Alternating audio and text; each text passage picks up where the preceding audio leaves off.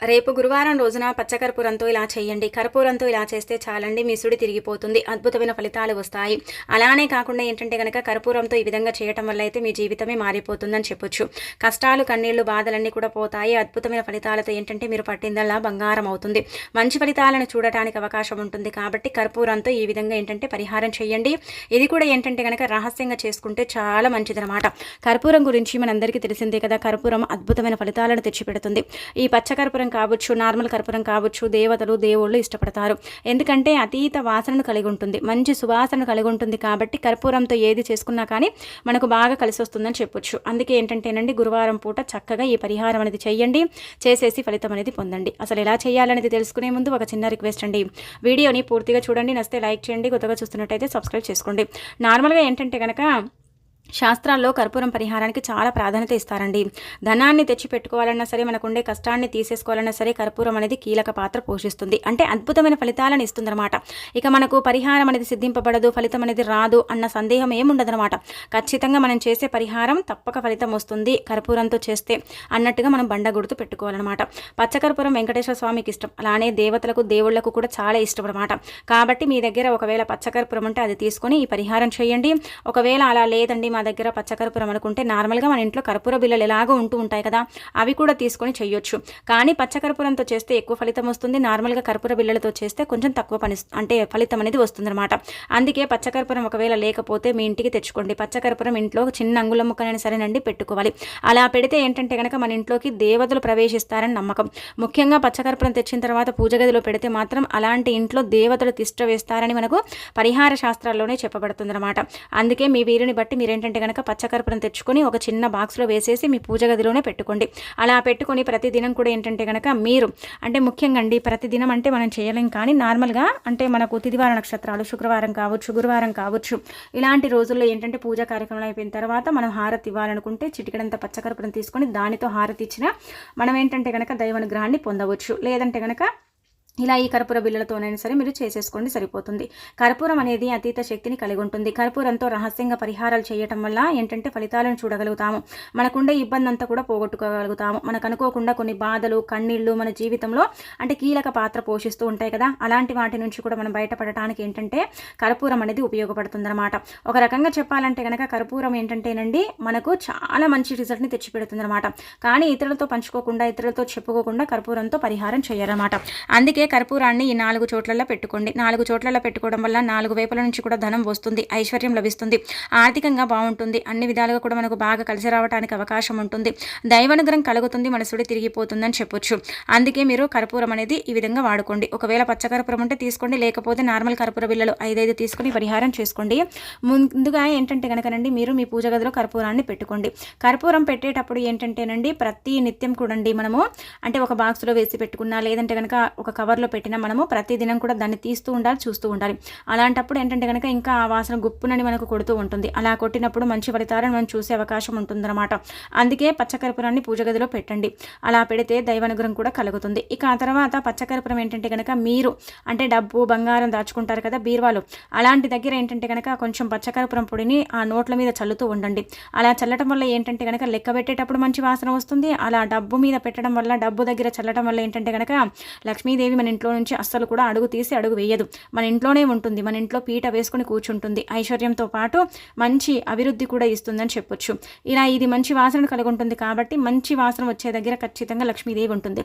లక్ష్మీదేవి ఉందంటేనే మంచి వాసన వెదజల్లుతూ ఉంటుంది.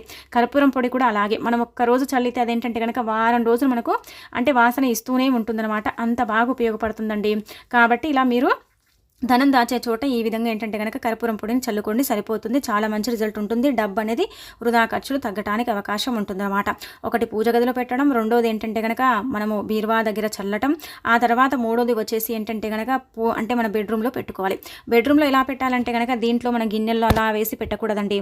నార్మల్గా మనం ఏం చేయాలంటే కనుక మనకు ఇలా వెంటిలేటర్స్ ఉంటూ ఉంటాయి, కబోర్డ్స్ ఉంటాయి, కొంతమందికి కబోర్డ్స్ ఉంటాయి, చాలా మందికి వెంటిలేటర్స్ ఉంటూ ఉంటాయి, అంటే విండోస్ ఉంటూ ఉంటాయి కదా. అక్కడ మీరు ఏం చేయండి అంటే కనుక చిన్న అంగుళం ఒక కర్పూరాన్ని తీసుకొని అక్కడ పెట్టేసి వదిలేయండి. ఇలా చేయడం వల్ల ఏమవుతుందంటే కనుకనండి, భార్యాభర్తల పరంగా తీవ్రమైన ఇబ్బందులు వస్తూ ఉంటాయి.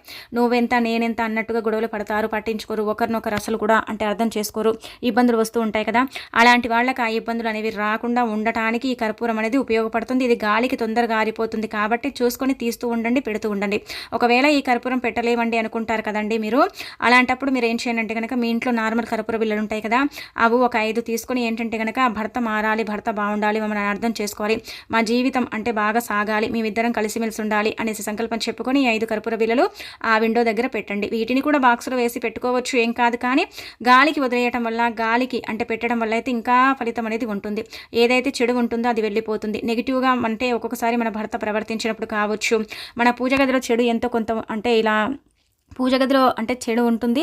అలానే ఏంటంటే కనుక పడక గదిలో కూడా చెడు ఉంటుందండి. మన యొక్క అంటే మన నిద్రించే దగ్గర కూడా చెడు ఎంతో అంత ఉంటుంది. ఎందుకంటే ఉదయం నుంచి సాయంత్రం వరకు మనము బయటికి వెళ్తాము, తిరుగుతాము, అక్కడిక్కడ వెళ్తాము, వస్తాము, అంటే మనం ఇలా ఉంటాం. ఎంత కాళ్ళు చేతులు శుభ్రం చేసుకున్నప్పుడు కూడా ఎంతో చెడు అనేది మన ఇంట్లో ఉంటుంది. మనకు తెలియకుండా కారాత్మక శక్తి ఉంటుంది, అది మనని ఇబ్బంది పెడుతూ ఉంటుంది. ఆ కారాత్మక శక్తి కావచ్చు, అలానే కాకుండా ఏంటంటే కనుక ఈ ప్రతికూల శక్తులు కావచ్చు, ఇంట్లో ప్రవేశించి ఇంటినంతా కూడా అంటే ఇబ్బందికరంగా చేస్తూ ఉంటాయి, ఇబ్బందిని తెచ్చిపెడుతూ ఉంటాయి. అలా కనుక జరగకుండా ఉండాలంటే కనుక ఖచ్చితంగా అండి, మీ యొక్క అంటే బెడ్రూమ్ దగ్గర విండోస్ ఉన్నా, లేదంటే కనుక వెంటిలేటర్స్ ఉన్నా అక్కడ పెట్టేసి వదిలేయండి. ఇలా వదిలేసిన తర్వాత వారానికి ఒకసారి చూస్తూ ఉండండి. ఒకవేళ అవి కరిగిపోయినా, ఆరిపోయినా తీసేసి పడేయండి, కొత్తవి పెట్టుకోండి, సరిపోతుంది. అలా కూడా ఫలితం వస్తుంది. భార్యాభర్తల మధ్య ముఖ్యంగా చెప్పాలంటే కనుక మంచి అన్యోన్యత అనేది ఏర్పడుతుంది. ఎంత గొడవలు పడేవారైనా సరే కలిసే అవకాశం ఉంటుంది. అలానే కాకుండా ఏంటంటే కనుక అంటే ప్రేమానురాగాలు కూడా పెరుగుతాయి. కావాలంటే మీరు ప్రయత్నించుకోండి, మీకు అర్థమైపోతుంది. ఇక ఆ తర్వాత మన ఇంటి హాల్లో ఖచ్చితంగా పచ్చకర్పూరం అయితే పెట్టాలి. చాలామంది కూడా ఏంటంటే కనుక అంగుళం ముక్క కంటే ఎక్కువగానే పచ్చకర్పూరం తీసుకొని ఒక వస్త్రంలో మూట కట్టి ఇంట్లో పెట్టుకుంటూ ఉంటారు, ఇంటి గుమ్మం దగ్గర కడుతూ ఉంటారు. అలా చేయటం వల్ల ఏంటంటే ఇంటికి మంచివారు చెడువారు వచ్చినప్పుడు వారి ద్వారా ప్రవేశించే చెడంతా కూడా ఆ కర్పూరం లాగేసుకుంటుంది, అంటే తీసేసుకుంటుంది. అయస్కంఠం కంటే కూడా వేగంగా అంటే గుంజేసుకుంటుంది. కాబట్టి ఇలా కట్టడం అనేది జరుగుతుంది. అలా ఒకవేళ కుదరకపోతే మీకు అంటే ఎక్కడైతే అందుబాటులో ఉంటుందో హాల్లో అక్కడ ఏంటంటే కనుక ఈ కర్పూరం పెట్టండి. అలా కూడా ఫలితాన్ని అయితే మీరు చూడగలుగుతారు, చూసి ఆశ్చర్యపోగలుగుతారు. కాబట్టి ఈ 4 చోట్ల మీ ఇంట్లో అంటే పచ్చకర్పూరం పెట్టుకోండి ఉంటే, లేకపోతే నార్మల్ కర్పూరం అయినా సరే పెట్టుకోవచ్చు.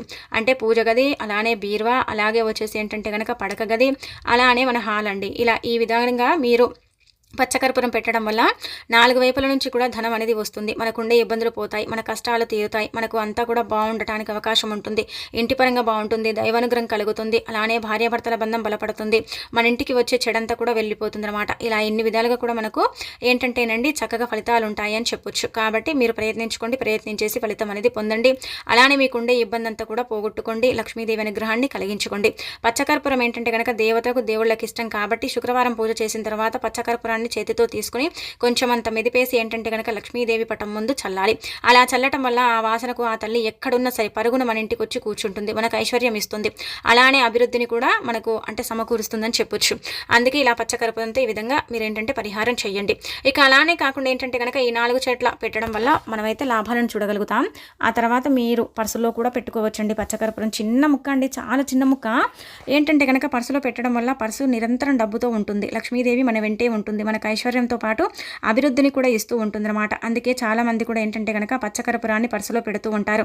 పర్సులో పెట్టడం వల్ల ఏంటంటే మంచి రిజల్ట్తో పాటు అద్భుతం జరుగుతుందని ఒక భావన. కాబట్టి మీరు కూడా ఇలా అంటే కర్పూరం అనేది మీ పర్సులో పెట్టుకోండి, లేదంటే మీ జేబులో పెట్టుకోండి.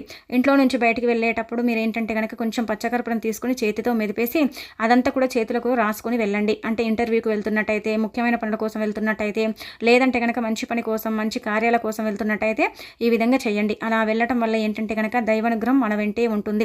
దేవుడు మనని వెంట ఉండి నడిపించి మనము చేసే ప్రతిదీ కూడా సక్సెస్ చేయడానికి, విజయాన్ని కలిగించడానికి కూడా ఒక రకంగా ఉపయోగపడుతుంది. కాబట్టి ఈ విధంగా ఆచరించవచ్చు.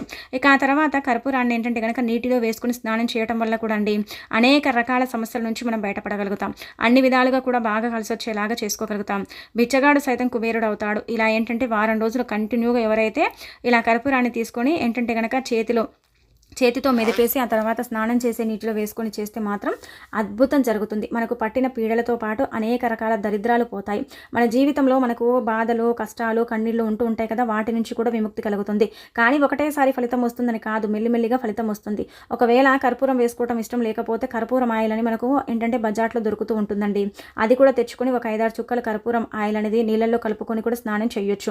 ఇది చేయడం వల్ల ముఖ్యంగా ఏం జరుగుతుందంటే కనుక నరపీడ, నరదిష్టి, చెడు దిష్టి, చెడు కన్ను ఇలాంటివి ఉంటూ ఉంటాయి. మనం బాగా బ్రతికితే చూడలేము. మనం ఏడుస్తుంటే వాళ్ళు నవ్వుతూ ఉంటారు. అలానే కాకుండా మనం నవ్వుతూ ఉంటే వారి అంటే ఏడుస్తూ ఉంటారు మన శత్రువులు.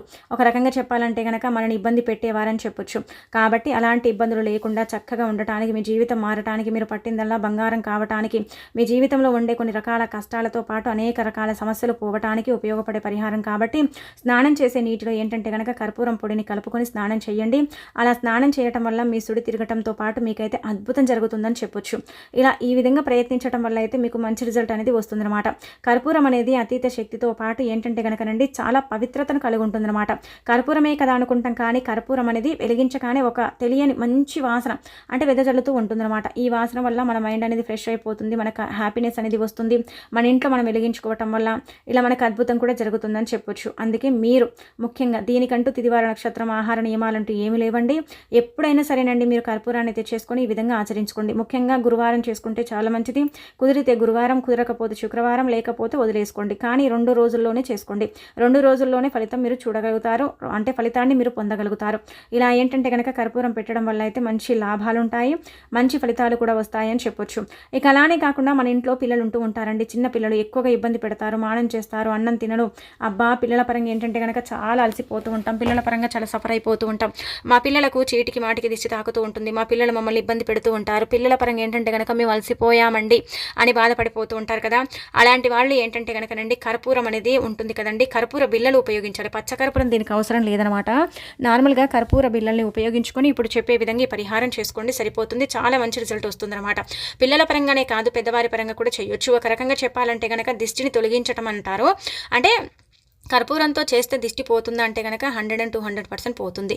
అద్భుతం చూస్తాం, అద్భుతాన్ని చూసి మనం ఆశ్చర్యపోతాం. అలానే కాకుండా ఏంటంటే కనుక మన సుడిని మనం తిప్పుకోగలుగుతాం. కాబట్టి మీ వీలుని బట్టి మీరేంటంటే కనుక గుర్తుపెట్టుకోండి, కర్పూరం 4 బిళ్ళల్ని తీసుకోండి. కర్పూర బిళ్ళల్ని 4 తీసుకొని చక్కగా ఏంటంటే కనుక సవ్య దిశ అసవ్య దిశలో ఏంటంటే కనుక పిల్లలకు దిగదూర్చండి. దిగదూర్చిన తర్వాత సింకు దగ్గర పెట్టి వాటిని వెలిగించండి, అంటే కాల్చేయండి. కాల్చిన తర్వాత నీళ్లు పోయండి, పిల్లలకు కాళ్ళు చేతులు కడగండి, అంటే శుభ్రం చేయండి. చేసిన తర్వాత చూడండి మార్పుని, మీరే ఆశ్చర్యపోతారనమాట. మీరే ఆశ్చర్యానికి గురవుతారు. అంత చక్కగా రిజల్ట్ ఉంటుంది. వితిన్ సెకండ్స్లోనే మీరు రిజల్ట్ పొందుతారు. ఇది చేసిన తర్వాత మీరేంటంటే కనుక ఇంత చక్కగా ఉపయోగపడుతుంది, అంటే ఇంత చక్కగా ఉపయోగపడింది, ఇంత మంచి ఫలితాన్ని తెచ్చిపెట్టిందని ఏంటంటే మీరే షాక్ అవుతారండి. కాబట్టి ప్రయత్నించండి, ప్రయత్నించేసి ఫలితం పొందండి. కర్పూరమే కదా అనుకోకండి, కర్పూరం వల్ల మంచి ఫలితాలు ఉంటాయి. అలానే కాకుండా ఇంకొకటి ఏంటంటే కనుక ఇలా తీసేసుకోండి, సరిపోతుంది. పిల్లల పరంగా ఉండే చెడంతా కూడా వెళ్ళిపోతుంది. పిల్లలకు అంటే మంచి అభివృద్ధి అనేది ఉంటుంది, ఎదుగుదల బాగుంటుంది. పిల్లలపై ఎలాంటి ప్రభావాలు అనేవి లేకుండా ఉండటానికి ఉపయోగపడే పరిహారం.